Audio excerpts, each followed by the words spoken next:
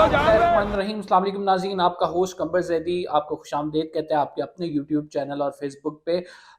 आज दो इम्पॉर्टेंट खबरें हैं वो आपके साथ शेयर करना चाहूँगा। सबसे बड़ी खबर जो बुरी खबर है, आवाम पे एक और पेट्रोल बम गिराया जा रहा है और ये पेट्रोल बम मुसलसल तीसरी दफ़ा इजाफा है पेट्रोल की कीमतों में, जिसका इंडिया मिफ्ता इस्माइल साहब ने दे दिया है। कितने पैसे बढ़ाने जा रहे हैं, क्या कुछ होने वाला है, पेट्रोल प्राइसेस क्या दोबारा से इंक्रीज होंगी, वजीर आजम ने समरी पर दस्तखत कर दिए हैं, इस व्लॉग में आपको बताने लगा हूँ। नाज़रीन, सबसे पहले बात करते हैं पेट्रोल बम की। पेट्रोल बम एक और मजीद इजाफा होने जा रहा है पेट्रोल प्राइसेस में, बिकॉज आपको पता है कि हमने IMF से मुआहिदा किया हुआ है और उस मुआहिदे के तहत जो है हमें पेट्रोल प्राइसेस बढ़ानी है। शहबाज हुकूमत की सबसे बड़ी गलती ये है कि जैसे ये हुकूमत में आए इन्होंने पेट्रोल प्राइसेस उस टाइम बढ़ाई नहीं जिसका आप खमियाजा भुगतना पड़ रहा है, इनको बढ़ानी पड़ेंगी। ऊपर से जो तहरीक इंसाफ कहती है कि हम टैक्स कलेक्शन दे के सब्सिडी दे रहे थे, तो हुकूमत के पास अभी इतना पैसा भी नहीं है कि टैक्स कलेक्शन या कहीं और से इनके पास फंड आ रहे हो और इन्हें सब्सिडी देनी हो। मुल्क में मईशत का बेड़ा गर्क होके रह गया है। डॉलर तकरीबन 3 से 4 रुपए ऊपर गया, 205 पे ये फ्लोट कर रहा है, 204 और 205 पे, और ये तारीख की बुलंद तरीन सतह है जिसपे डॉलर इस टाइम पहुंचा हुआ है। पाकिस्तान में इतना डॉलर ऊपर कभी नहीं गया है, लेकिन अब ये इंपोर्टेड हुकूमत आने के बाद, ये रिजीम चेंज ऑपरेशन के बाद हम ये देख रहे हैं कि हर चीज जो है वो हमें हिलती हुई नजर आ रही है। मईशत, we are close to bankruptcy, और उसकी वजह से ये तमाम इकदाम उठाए जा रहे हैं। पेट्रोल में गालिबन उम्मीद है आज रात तक इजाफा कर दिया जाएगा और इस इजाफे का ट्रिकल डाउन इफेक्ट आपको 1 महीने तक लग पता जाएगा। आज रावलपिंडी आप चले जाएं, 30 रुपए जो है दूध महंगा कर दिया गया है। आपको इसके असरात मिलने शुरू हो जाएंगे जब ट्रांसपोर्ट पे मैंने पूरा प्रोग्राम किया था अपने GTV न्यूज़ चैनल पे। वहां पे मैंने बताया था कि ट्रांसपोर्ट पे कितना इजाफा हुआ है। जब 30 रुपए बढ़े थे तो बस के किराए में यहाँ से फैसलाबाद जाने में, लाहौर जाने में 100 रुपए बढ़ाया गया था। जब उसके बाद 30 रुपए बढ़े तो 150 रुपए किराए का इजाफा किया गया था। खुदारा इस कौम पर जुल्म ना करे, खुदारा इस कौम की सुने। ये गरीब आदमी रोटी नहीं खा सकेगा, उसकी दिहाड़ उतनी रहेगी। पर कैपिटा इनकम लोगों की इंक्रीज नहीं हुई है, लोग उसी इनकम के साथ कमा रहे हैं। यार मुझे जितनी तनख्वाह मिलती थी मुझे उतनी मिलेगी at the end of the day, लेकिन चीजें महंगी हो जाएंगी। और इन चीजों में महंगाई का पूरे 2000 रुपए, जो मरियम औरंगजेब साहिबा कहती है पूरे 2000 रुपए दिए। यार 2000 में आजकल क्या होता है यार, खुदा का खौफ करें, इस पे रहम करें अवाम पे।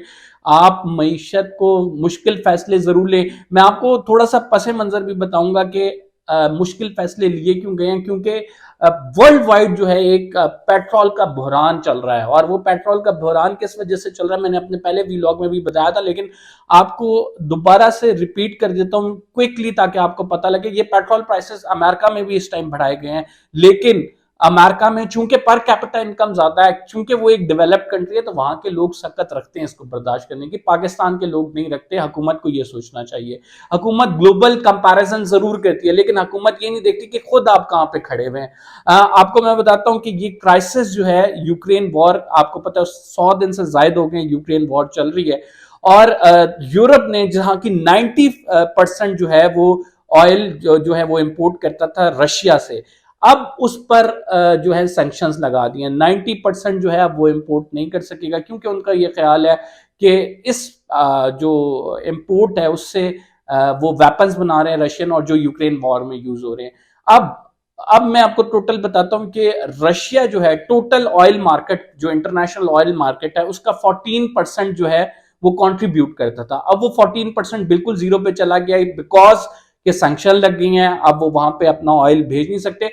तो अमेरिका और यूरोपियन कंट्रीज जो हैं वो मुख्तलिफ ममालिक, जिसमें इजिप्ट है, कतर है, सऊदी अरेबिया है, कुवैत है, इन पर जोर डाल रहे हैं कि ये अपनी ऑयल कैपेसिटी को बढ़ाएं। लेकिन अनफॉर्चुनेटली बहुत सारे कंट्री जो ओपेक इसे कहते हैं गालिबन, उसके जो मेंबर्स हैं वो ऑलरेडी कह चुके हैं कि हम अपनी मैक्सिमम कैपेसिटी पे, हम इससे ज्यादा पर डे बैरल नहीं निकाल सकते। पेट्रोल का इंटरनेशनल मार्केट में रेट मैं आपको बताऊं $124 पर बैरल गया है, और ये $124 पर बैरल हाईएस्ट रेट कंसिडर किया जा रहा है सिंस मार्च। आपको पता है कि पिछले, अगर कोविड के बाद से अगर अंदाजा लगाएं। और कोविड रिस्ट्रिक्शंस के बाद से इंटरनेशनल इकोनॉमी में चूंकि ट्रैवलिंग शुरू हुई है, चूंकि बहुत सारे बिजनेस खुले हैं, तो पेट्रोल की डिमांड में भी इजाफा हो गया। लिहाजा जब डिमांड में इजाफा हुआ है और आपने एक सप्लाई लाइन कट कर दी है, जो रशिया से आ रहा था वो कट कर दिया है, तो ऑब्वियसली मार्केट में प्राइसेस ऊपर जानी है। और इसको रोकने के लिए खुद अमेरिका भी बड़ा कंसर्न है। पाकिस्तान में भी आप देख रहे हैं कि हमारे ऊपर 60 रुपए एक हफ्ते में, और उसके बाद अब फिर यानी तकरीबन 80 से 90 जो है रुपए इजाफा हो जाएगा, और ये एक बहुत बड़ा इन्फ्लेशन रहेगा। वर्ल्ड इकोनॉमिक फोरम ने जो है वार्न किया है कि ग्लोबल रिसेशन आ रहा है। ग्लोबल रिसेशन 92 में आया, फिर 2010 2009, उसके बाद 2020 में आया, और 2022 का भी बाकायदा तौर पर यह कह दिया कि प्राइसेस बढ़ेंगी, रिसेशन होगा, एक मुश्किल हालात से दुनिया को गुजरना पड़ेगा। तो ये थी हमारे पास न्यूज पेट्रोल के हवाले से। हुकूमत एक और पेट्रोल का बम गिराने जा रही है। पेट्रोल प्राइस अनफॉर्चुनेटली इंक्रीज हो रही है, इसका कोई हल नहीं है। आपने अगर बैंकरप्सी से बचना है तो इस तरफ आपको जाना पड़ेगा।